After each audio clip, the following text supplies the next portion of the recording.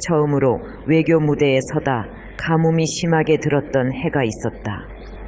아버지는 아침 저녁으로 가뭄 걱정을 하셨다. 저녁 식사를 하는 자리에서 아버지는 농작물이 말라 어느 해보다도 힘든 흉년이 될 거라는 이야기를 꺼내셨다. 어머니의 안색도 좋지 않았다. 아침 저녁으로 이어지는 식탁에서의 대화는 사회 현안에 관한 것이었다.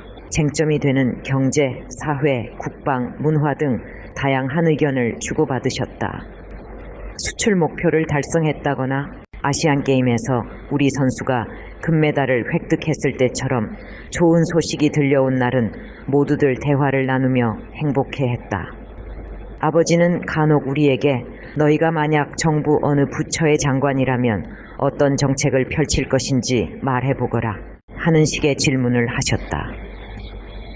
가끔 어린지 마니가 과학부 장관이 돼서 로봇을 만들 거예요 와 같은 대답을 하면 껄껄 웃기도 하셨다. 가족이 함께하던 밥상 대화를 통해 나는 참 많은 것을 배웠다.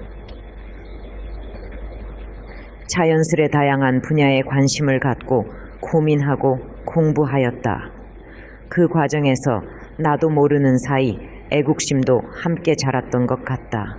어느 날인가부터 부모님이 가뭄 걱정을 하면 비가 내리게 해달라는 기도를 하는 등 어느새 나는 나라 살림을 걱정하는 애어른이 되어 있었다.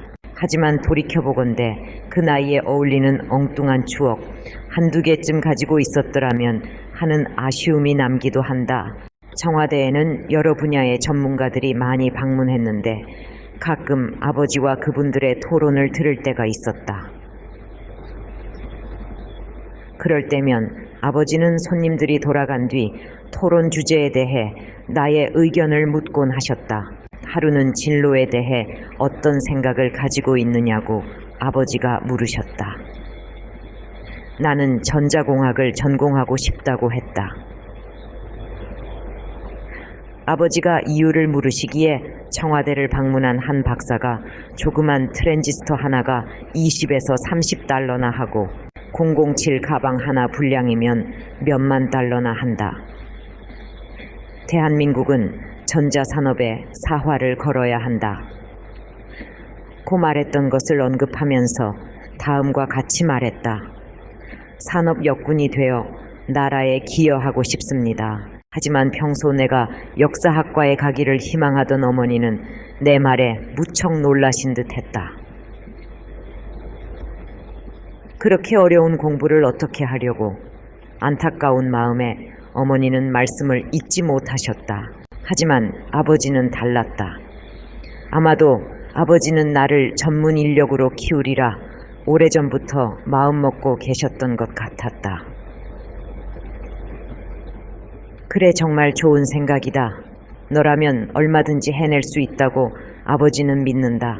그날 이후 아버지는 나에게 더 넓은 세상을 접할 수 있는 기회를 주곤 하셨다. 호주와 뉴질랜드의 공식 방문 일정이 잡혔을 때 아버지는 아무런 사전 언질 없이 박근혜라는 이름을 참가자 명단에 넣도록 하셨다. 그 경험은 나에게 신선한 충격이었다.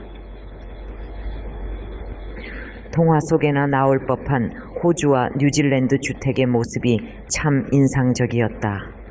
어느 곳을 가도 하얀 지붕에 커다란 창이 있는 예쁜 집 마당에는 꽃과 나무가 가득했다. 집집마다 탐스럽게 열매가 열린 과실수들과 잘 가꿔진 정원의 꽃들은 풍요를 의미했고 저녁 산책을 즐기는 사람들 얼굴에는 여유와 미소가 감돌았다. 우리의 현실과 사뭇 다른 그들 나라의 여유롭고 풍요로운 풍경을 바라보면서 왜 우리나라가 하루빨리 경제성장을 이루어야 하는지를 절감했다. 그들의 윤택하고 여유 있는 모습을 보며 나는 가난에서 벗어난 나라의 부러운 현실을 실감했다. 언제까지 우물안 개구리로 살 수는 없었다. 그들을 빨리 따라잡아서 그들의 빛나는 풍요를 우리 것으로 만들고 싶다는 투지가 솟아났다. 나는 우리도 이렇게 잘 살 수 있다는 희망과 우리도 이렇게 잘 살아야 한다는 당위에 벅찬 가슴을 안고 귀국길에 올랐다. 대학생이 되자 갑작스런 해외 방문 일정이 이어졌다. 1972년 10월 스페인에서 유조선 진수식에 참석해달라는 공문이 왔다. 우리나라와 합작회사인 걸프사가 유조선을 완성하자 어머니를 초대하였다. 그런데 이미 정해진 바쁜 일정들 때문에 짬을 낼 수 없었던 어머니 대신 내가 참석하기로 결정되었다. 스페인이라는 나라에 적응할 새도 없이 나의 첫 외교 업무는 시작되었다. 수많은 스페인 사람들이 지켜보는 가운데 단상에 올라 유조선을 천우호라고 명명한다는 연설문을 5분간 읽었다. 스페인어로 낭독을 끝내자 정열적인 기질의 스페인 사람들은 휘파람을 불며 환호했다. 금세 그곳은 뜨거운 축제의 장이 되었다. 듣던 대로 스페인은 정열의 나라였다. 어느 곳을 가나 꽃미남, 꽃미녀들이 환한 웃음을 지어주었다. 축제의 나라답게 사람들의 천성이 밝고 유쾌하다는 인상을 받았다.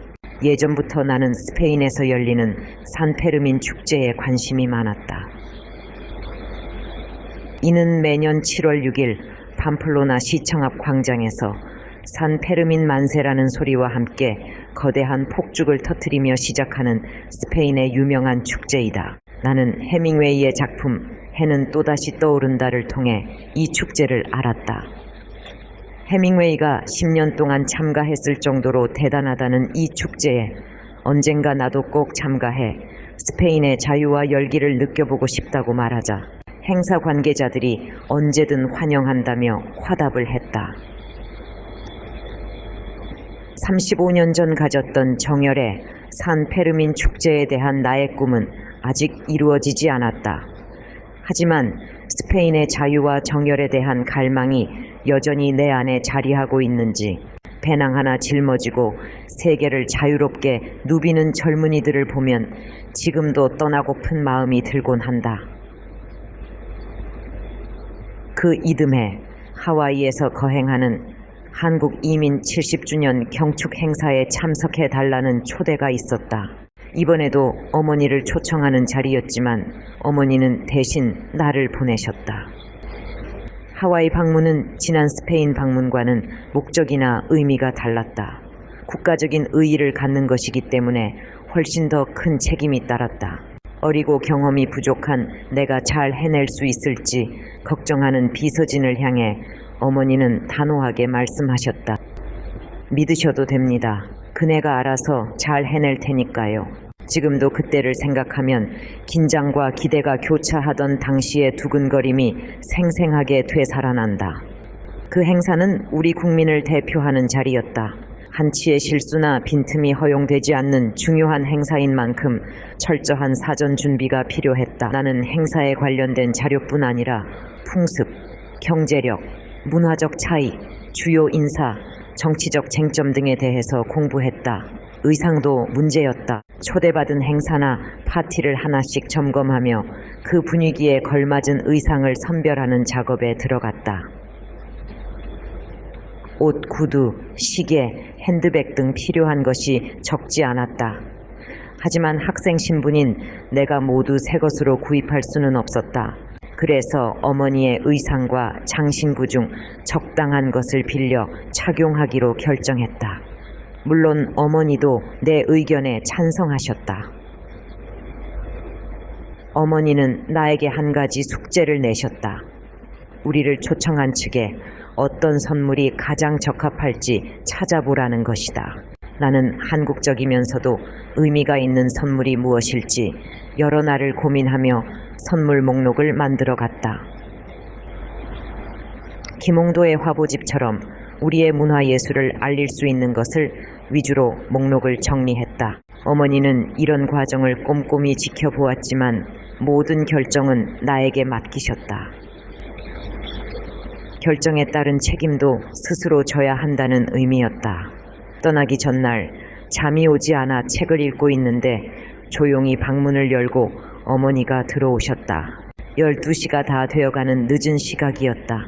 바쁜 일정을 마치고 그제야 돌아온 어머니의 얼굴에 피곤이 묻어 있었다. 자지 않고 뭐하니? 좀 긴장이 돼서요. 잘할 수 있을 테니 걱정 말고 푹 자거라. 평소처럼 행동하면 될 거야. 잘 해낼 수 있다는 어머니의 믿음은 나에게 무엇보다 큰 힘이 되었다. 1973년 1월 12일 오전 6시 10분 하와이 공항에 도착했다. 교포들의 환영은 대단했다. 하와이 주정부의 반응도 정중하고 사려 깊었다. 카알라 힐튼 호텔에서 개최한 답례 연회는 태평양 지구사령관을 비롯해 하와이의 유력 인사들이 대거 참석해 호황을 이뤘다. 그 자리에서 하와이 상원 개원식에 주빈으로 초청을 받았다. 파격적인 예우였다. 예정에 없던 일이라 나와 현지 수행원들은 서둘러 준비에 들어갔다. 텔레비전으로 생방송 중계되는 가운데 하와이 상원 개원식을 축하하는 메시지를 읽어나갔다. 방송을 끝내고 밖으로 나오자 어느새 기자들이 몰려들었다. 질문이 한 번에 쉴 새 없이 쏟아졌다. 나는 그들의 질문에 직접 영어로 대답하기 시작했다. 마지막 질문에 대한 답까지 침착하게 무사히 마치자 첫날 몹시 불안한 눈으로 내게서 시선을 떼지 못하던 수행원들의 얼굴에 드디어 안심의 미소가 번졌다.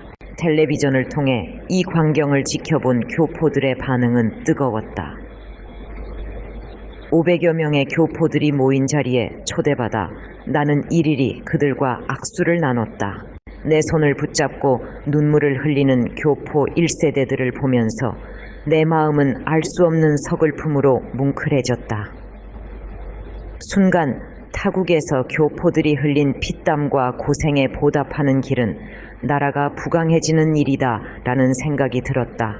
숙소로 돌아가는 차 안에서 화려하게 반짝이는 하와이의 풍경을 바라보며 나는 내 손을 움켜쥐던 한 할머니의 투박하고 거친 손을 떠올렸다. 그 할머니의 애잔한 눈빛에는 떠나온 조국에 대한 그리움이 담겨 있었다. 그분들을 위해서라도 대한민국은 하루빨리 선진국 대열에 올라서야 했다. 하와이에서의 공식 일정을 마치고 비행기에 몸을 실었다. 떠나는 마음이 가볍지만은 않았다. 성공적으로 임무를 마치기는 했지만 두고 온 사람들에 대한 미안함이 남았다. 트랙에 내려서니 부모님과 외할머니, 동생들이 마중을 나와 있었다.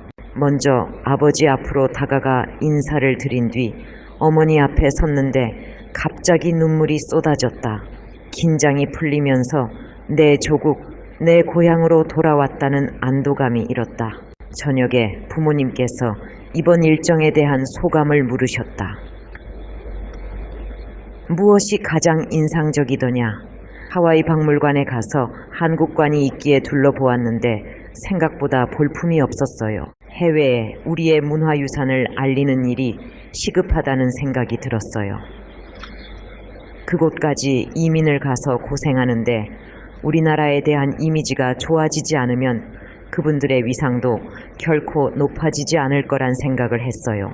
우리 그네가 그런 것까지 관심을 갖고 보다니 허투루 갔다 온 건 아니구나. 흡족해 하신 아버지의 이 한마디가 나에게는 큰 칭찬이었다. 그 후 아버지께서는 한복을 만들어 하와이 박물관에 기증하게 하셨다. 우리의 고유한 멋을 잘 살린 한복이 그곳에 진열되어 한복의 아름다움을 알릴 수 있게 된 것이다.